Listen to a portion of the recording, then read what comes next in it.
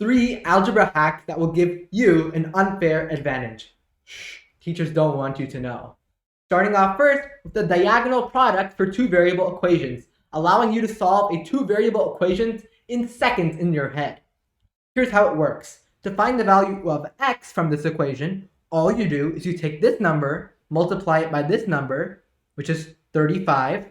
Then you take this number over here, multiply it by this number, which is 13. So you subtract 13, and then you divide that by the product of this number and this number, which is 14, and subtract the product of this number and this number, which is 3.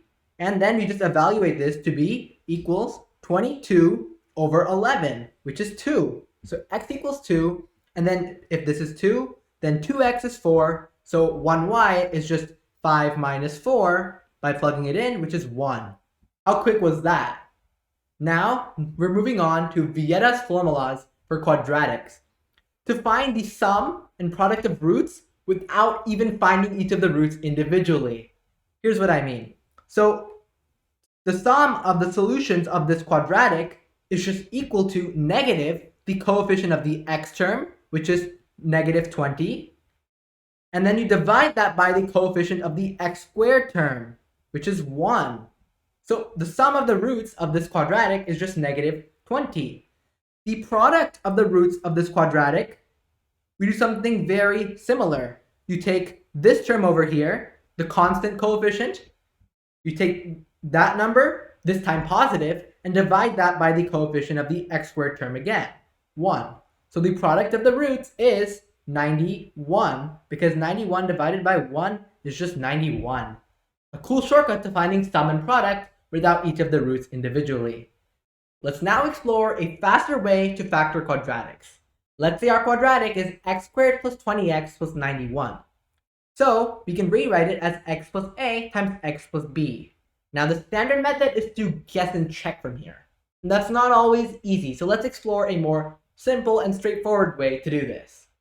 So we would say that a plus b equals this term 20, and ab equals this term 91, right? And from here, notice that if a plus b is equal to 20, the average of a and b is 20 divided by 2, or 10.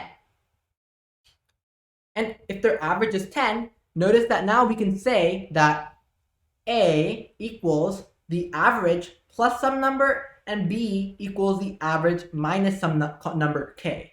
And the reason we can do this is because now, notice that the sum, a plus b, is equal to 10 plus 10, which is 20, and then plus k minus k, and these just cancel out.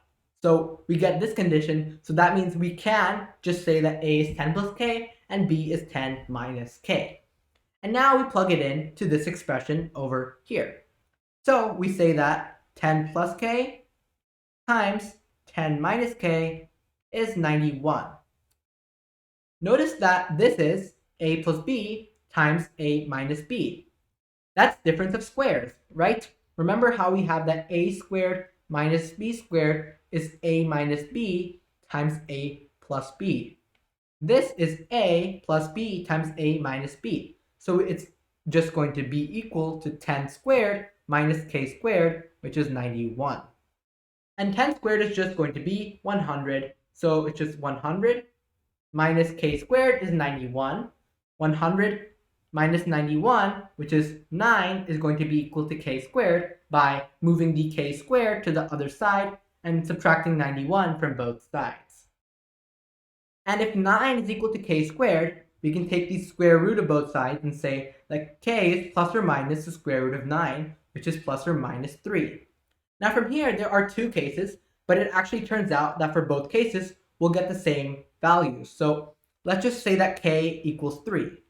If k equals 3, then we have 10 plus k is 13, and 10 minus k is 7. Now if you let k equals negative 3, you would have gotten the same thing just in reverse. This would have been 7 and 13. But either way, that means that one of a is 13 and one of b is 7. So it's just x plus 13 times x plus 7. And that's a faster way to factor quadratics with no guessing and checking.